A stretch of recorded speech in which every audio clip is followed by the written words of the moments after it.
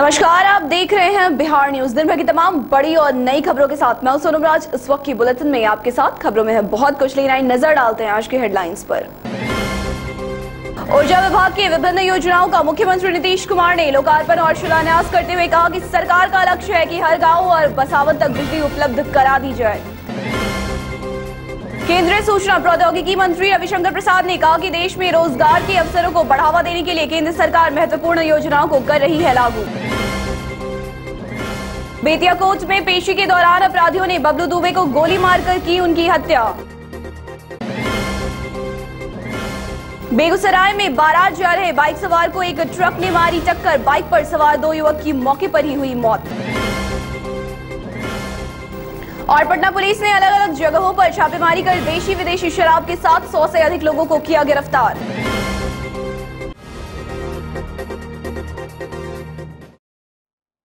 और हम नजर डालेंगे खबरों की ओर विस्तार से। गुरुवार को मुख्यमंत्री संवाद कक्ष में ऊर्जा विभाग की विभिन्न योजनाओं का मुख्यमंत्री नीतीश कुमार ने लोकार्पण और शिलान्यास किया। इस अवसर पर उप मुख्यमंत्री तेजस्वी प्रसाद यादव, ऊर्जा मंत्री विजेंद्र प्रसाद यादव समेत ऊर्जा विभाग से जुड़े सभी बड़े पदाधिकारी और अधिकारी मौजूद थे। अपने संबोधन के दौरान सीएम नीतीश कुमार ने कहा कि सरकार का लक्ष्य है कि हर गाँव और बसावत तक बिजली उपलब्ध करा दी जाए। आगे उन्होंने कहा कि पीएम ने चुनावी भाषण में बिजली को लेकर चुटकी जरूर ली थी, लेकिन चुनाव के बाद जब वो बिहार पहुंचे तो उन्होंने बिजली की स्थिति पर सरकार की प्रशंसा की। वह बदलेगा और लोग ये महसूस करेंगे कि बिजली का रेट क्या है। और इसके पीछे 2 उद्देश्य हम लोग, एक तो जो हमारी बिजली की वितरण कंपनियां हैं, south Bihar power distribution company, north Bihar power distribution company, इन दोनों को जो वितरण करने में और जो राशि की जरूरत होगी वो अलग से सरकार उनको देगी। लेकिन गवर्नमेंट इस बात को देख सकेगी कि हम उपभोक्ता को इतनी सब्सिडी दे रहे हैं और वितरण कंपनियों की एफिशिएंसी कितनी है, इसका भी निर्धारण होगा। और आखिर बिजली कंपनियों की एफिशिएंसी कैसे बढ़ेगी, वो इसी के बाद बढ़ेगी। क्योंकि अगर समय पर बिलिंग हो और समय पर बिजली बिल का कलेक्शन हो तो अपने आप इनकी आमदनी बढ़ जाएगी। तो जो आज एफिशिएंसी पर जो इनएफिशिएंसी है वो दूर होगी। और कुछ मामलों में तो ये चलेगा। अब ट्रांसमिशन के दौरान भी कुछ बिजली का लॉस होता है, डिस्ट्रीब्यूशन के दौरान भी होता है। और अब वो जमाना नहीं है, पहले के जमाने में था कि लोग लटका करके उसको क्या टोका लटका करके बिजली ले लेते। अब ये कहीं दिखाई नहीं पड़ता है, कोई टोका नहीं लटकाता।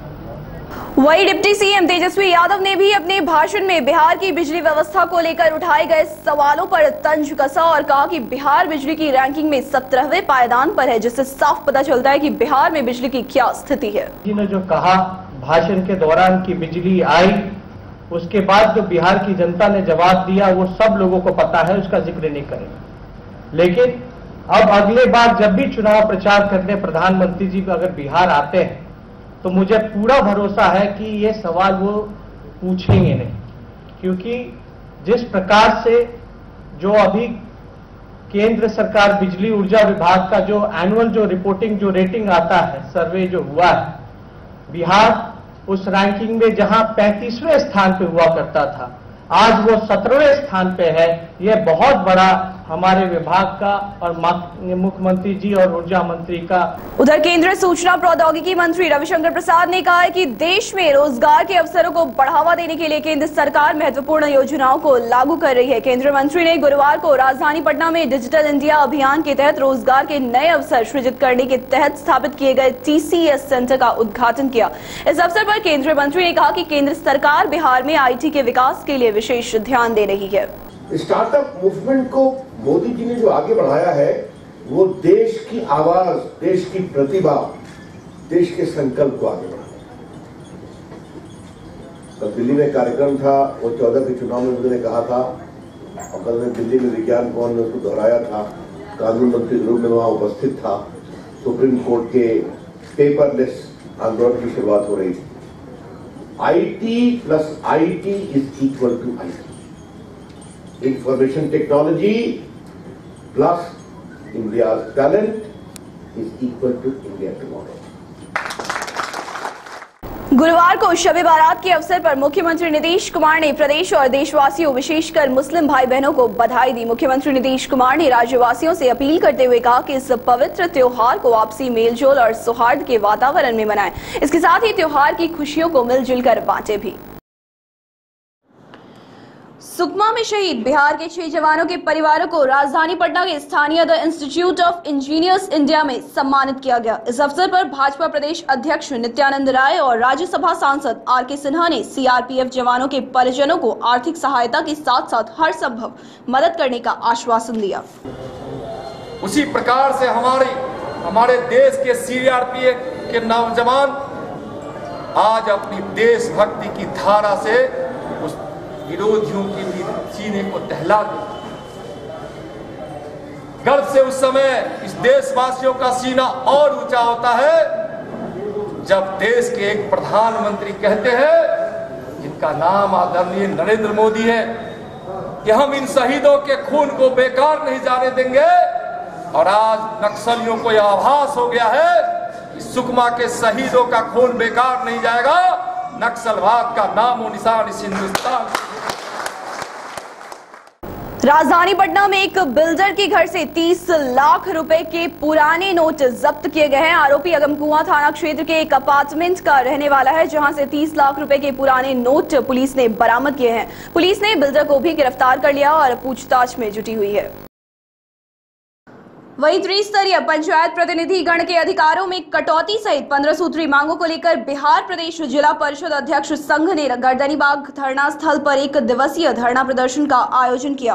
प्रदर्शनकारियों का कहना था कि जब तक राज्य सरकार उनकी मांगों पर गौर नहीं करेगी तब तक उनका विरोध प्रदर्शन यूं ही जारी रहेगा। लगाता नहीं है और हम जब क्षेत्र में जाने का मौका मिलता है तो सबके जनता आशा लगाए बैठी हुई है। वो लोग बहुत उत्साह से हम लोग को वोट दिया, लेकिन हम लोग कोई काम नहीं कर पाते हैं। वो लोग पूछता है कि कोई काम कीजिए तो हम लोग जवाब भी नहीं दे पाते हैं। और मुख्यमंत्री जी से लगभग 8 महीना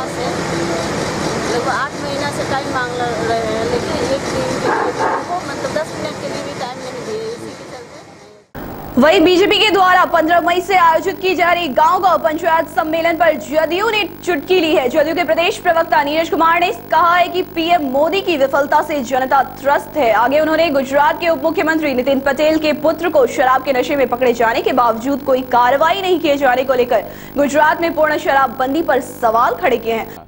में अगर संकट इनको है स्थान का, तो यहाँ बुद्ध स्मृति पार्क विपासना स्थल है, वहां जाकर के मौन साधना भाजपा करे और तब कार्यक्रम करे तो बेहतर होगा।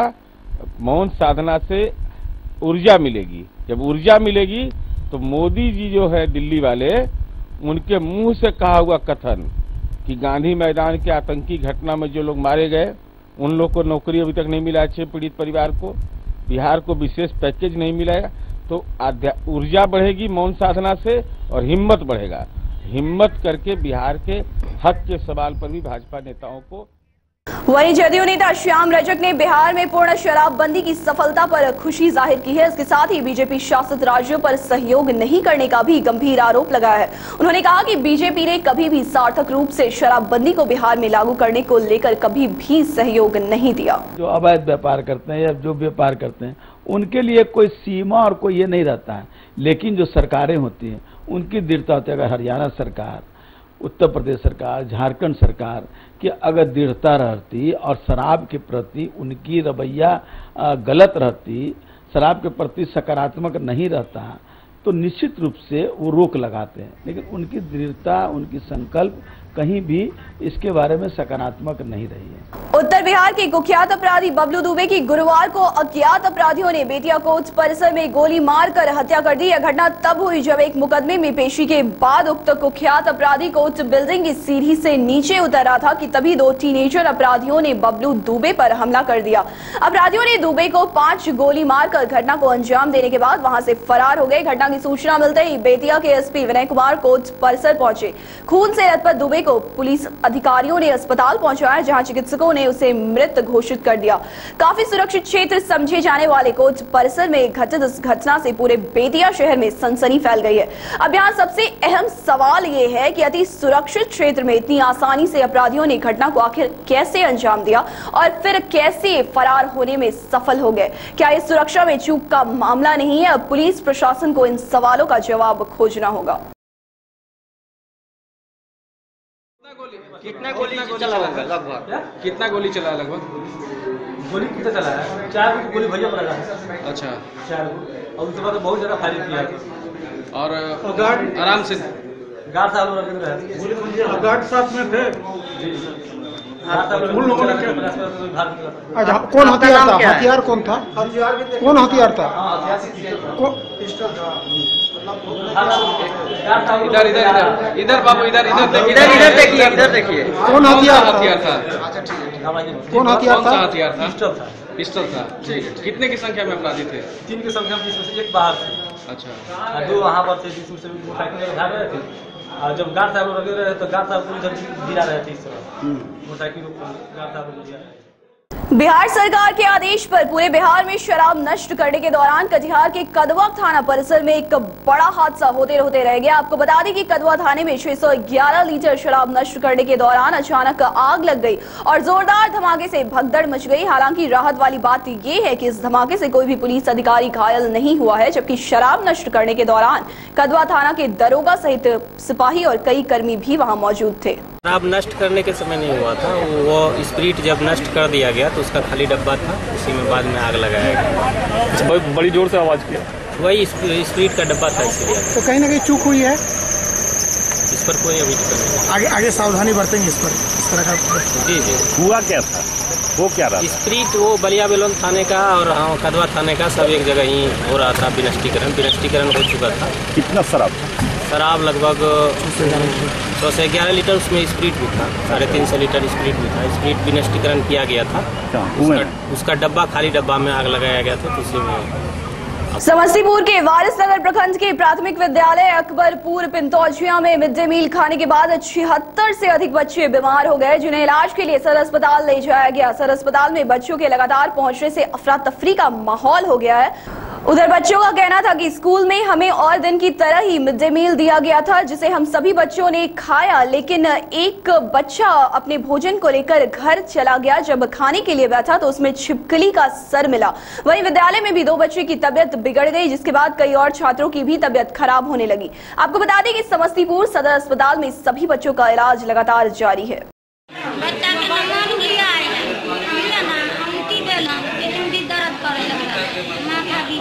क्या खाया था? कहाँ? स्कूल में खाया था। क्या हुआ? स्कूल में खिचड़ी खेला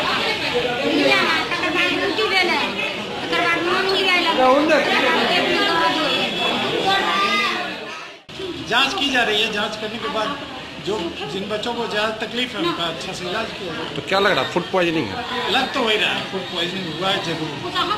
आजकल फूड बड़ी जल्दी स्पॉइल होता है, अगर उसकी देखरेख सही ढंग से नहीं हो या कई घंटे तक छोड़ दिया जाए या बासी कुछ खिला दिया जाए तो उसमें फूड पॉइजनिंग का पूरा शक रहता है। वहीं कटिहार के फलका थाना क्षेत्र में एक नाबालिग लड़की के साथ दुष्कर्म की घटना सामने आई है और घटना को ममेरे भाई ने ही अंजाम दिया है। इसकी शिकायत करने पर आरोपी पक्ष के लोगों ने पीड़ित पक्ष की जमकर पिटाई भी कर दी। पीड़ित पक्ष के द्वारा थाना में आवेदन दिया गया है। वहीं पुलिस मामले की जांच में जुट गई है। आरोपी गांव से फरार बताया जा रहा है। जानकारी के अनुसार लड़की के पिता कहीं बाहर गए हुए थे कि इसी का लाभ उठाते हुए पड़ोसी रिश्तेदार रामदेव महतो के पुत्र कुंदन कुमार ने घर में घुसकर इस जघन्य अपराध को अंजाम दिया। आरोपी युवक ITI का छात्र है। इधर जब पीड़िता के पिता इसकी शिकायत करने पहुंचे तो आरोपी कुंदन और उनके परिजनों ने मिलकर उनकी पिटाई कर दी। इसके साथ ही थाना जाने पर गांव से भगा देने की धमकी भी दी। गलत कर लिया है। क्या नाम है उसका? कौन आया था तुम्हारे घर? कुंदन। बाप का नाम क्या है? रामदेव महतो। तुम्हारे साथ उससे कोई प्रेम प्रसंग नहीं न था? तुम्हारे घर में कोई नहीं था जिस समय तुम? क्या चाहती है तुम? हाँ, क्या चाहती है?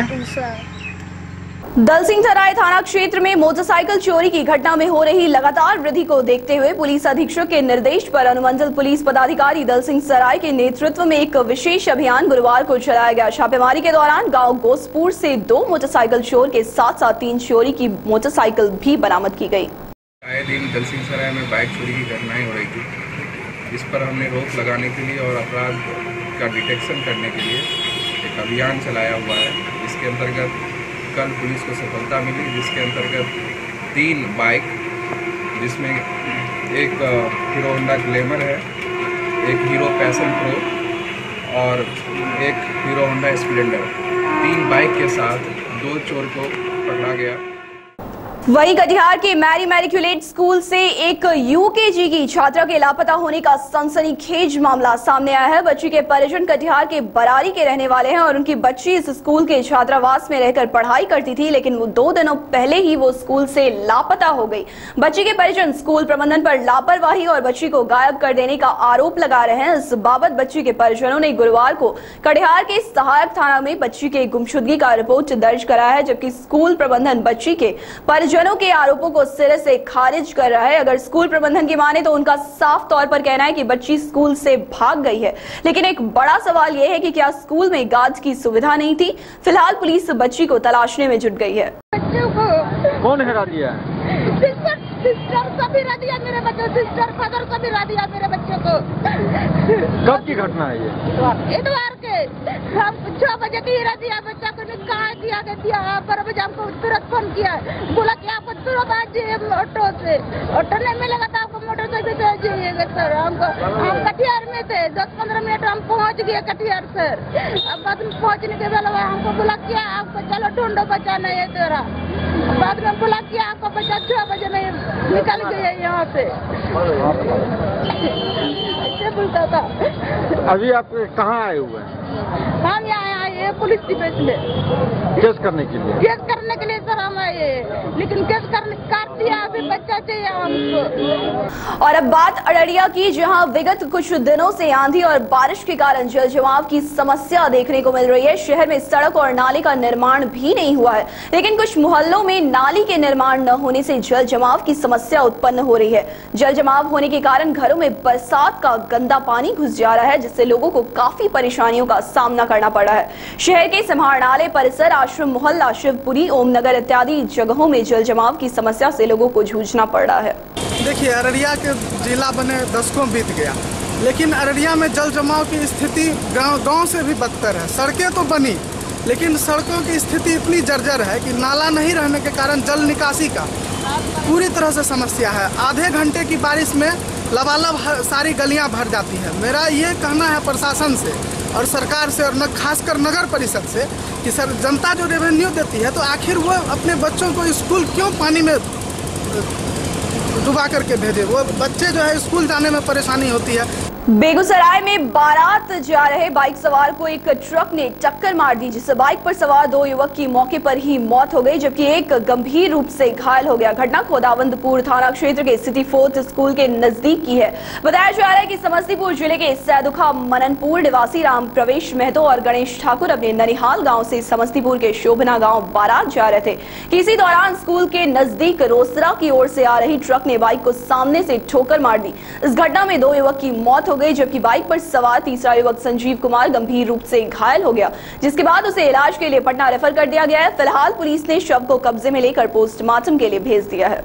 ये सिटी 4th स्कूल के सामने घटना हुआ है। ट्रक रोसड़ा से आ रही थी और ये लोग बाराती के लिए जा रहे थे। कौन गाँव है वो? शोभन गाँव के लिए। ठीक है, जब ये लोग पहुँचे वहाँ मोटरसाइकिल से, तो ट्रक उधर से आ रही थी, सामने सामने टक्कर हुआ है।